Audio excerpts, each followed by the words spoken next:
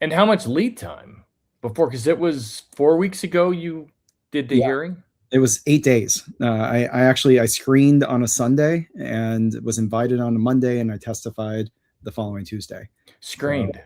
screened. Yeah, they talk. They make sure that you're not Okay. gonna, go off the reservation, Oh, tinfoil, okay. that Yeah. kind of stuff. So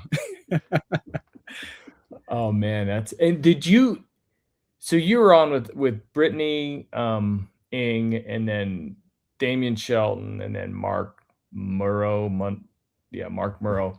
Mark Morrow, Did you yeah. guys talk at all before? Was there any kind of connection or just like, no, you're up and you No, I briefly texted with Brittany. okay. We were trying to make it meet work, but the timings didn't work out for travel. Mm. But no, it was the first time I met pretty much everybody there. Oh wow. And So so did spend so some how time. was it? Like what's kind of the thing you show up and what you got screening and Yeah, makeup and there's the screening side, like do you even fit the needs of the committee, and yeah. 'cause really when you're joining as an expert witness, the goal is to gain access to information, particularly in the record, like the federal record, that can be cited at later times. So there's they want to make sure you're credible, that you're not biased in any ways or anything like that. So that initial screening process then connected with many of the different staff offices. So we reached out to the senators that were in this subcommittee to speak and understand where they are. A few of them already had bills that were out there. As an example, so like the Vet AI Acts, and I think there was another one, Rise AI, that had already been proposed, and really connected with the Senate staff office to make sure that you were like they wanted to understand how you were coming at this, like what you Mm. were thinking. Again, not meant to guide or anything like that, but just to kind of get your take on the space prior to the meeting, so that they know how you're thinking. Gotcha. Wow. And you were there like total of what, hour and a half or so? Now 2.5 hours. Two and a half hours. It didn't Wow. feel like it. Like in the room, it felt like it went a lot faster. And there was a little clock, and I was like, "Wow, it's afternoon."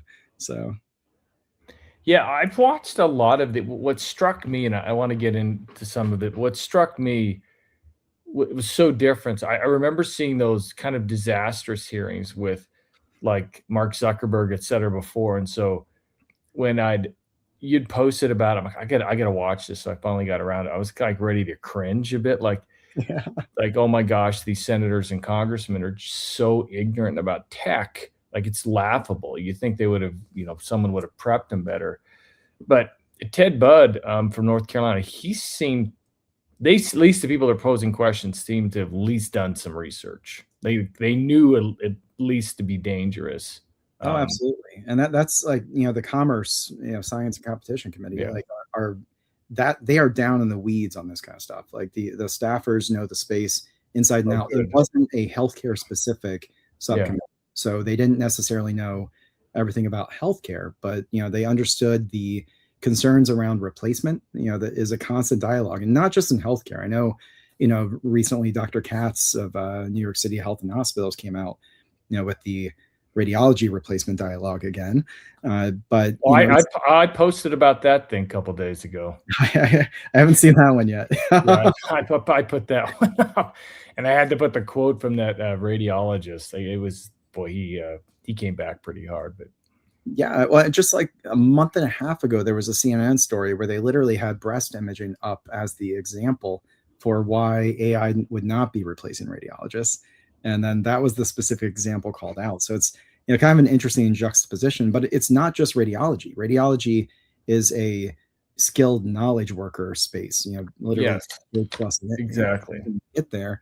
But like there's questions about like in shipyards, with Brittany and Siemens, is this going to be replacing the workers of the shipyard? And the answer is obviously no. I mean, sure, there's going to be some robotics and things like that help, but there's so much need, and so much area of coverage, like fabric of coverage. We're not yet at the point, and I don't know that we'll be there anytime soon, where we can completely automate those types of procedures. Yeah, I was kind of reminded of he brought it up like Jeffrey Hinton's famous prediction, which And then there was, I think it was Vinod Khosla as well, or from Khosla Ventures, and obviously with Mitchell, Dr. Kratz as well. But I remember when some of these VCs a couple of years were putting out about, hey, and it's always radiology. I put a post up a couple of days ago. I'm like, how much radiology gets all the punching? Like, it's just constant. It's a constant punching bag. But everybody wants their images. Every doctor wants to see the images of their patients. Every patient wants to see it. And so I put a post up a couple of years ago. Tell me you don't know anything about healthcare without telling me you don't know anything about healthcare, that you'd say something like that. Like, that's like written by a VC. Like, well, yeah, of course. This is like a pitch deck they're trying to use. And they're just so constantly wrong. And it takes me back to kind of this scarcity mindset. And that's what it smacks of. Like, this new thing's going to come out and it's going to completely end this. It's a reduction rather than addition. And the thing I've seen with pretty much any technology that's transformative, it will reduce some things, but it always typically adds and creates more than it actually destroys. And that's the thing that doesn't get talked about. And there's seemed to be, pun intended, back to your days at Nuance, there seems to be no nuance around the discussion. Yep. I used to joke the devil's in the details, the nuances, but that was when I was there. I loved that joke. Yeah. I'm a pun guy. Yeah, good. It's fascinating. Like, what's happened with radiology. It's viewed as images. And if you think about, Dr. Jeff Hinton's like initial AlexaNet type research, that was image segmentation and classification. That's ultimately what it was. So it's easy to point back at that and say, like, we can do the images so well.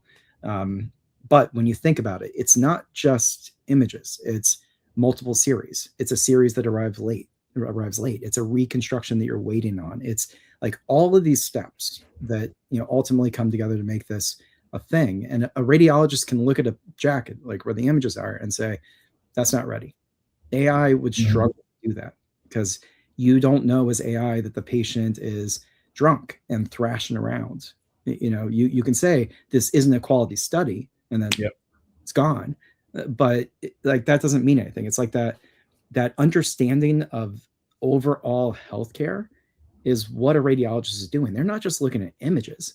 They're saying this is good enough, this isn't good enough, and not just a quality check, like that gut check as well. They are communicating to the physician. They are effectively communicating to the patient now.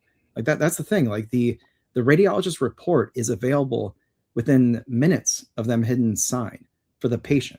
So now a patient that's in the hospital is seeing that they have pneumonia, potentially on my chart. I've literally done that with my son. Like, we sent him to imaging. I was refreshing his my chart, saw his results, and like, oh, okay, he has pneumonia. Good to know. Waited another half an hour for the ED doc. It wasn't acute, obviously.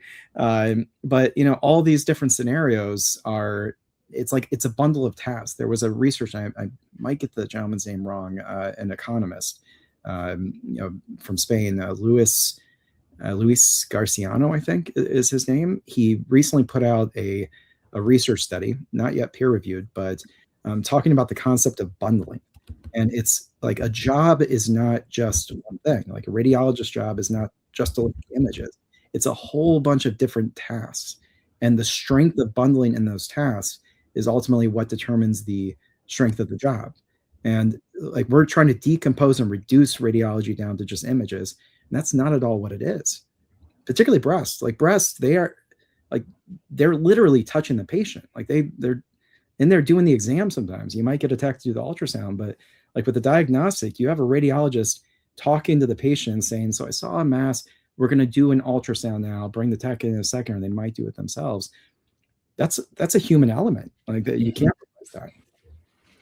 Yeah, Doc, you're right. It's Dr. Luis Garciano. Yeah. Glad I got my citation right. Yeah, you got it. Bang on.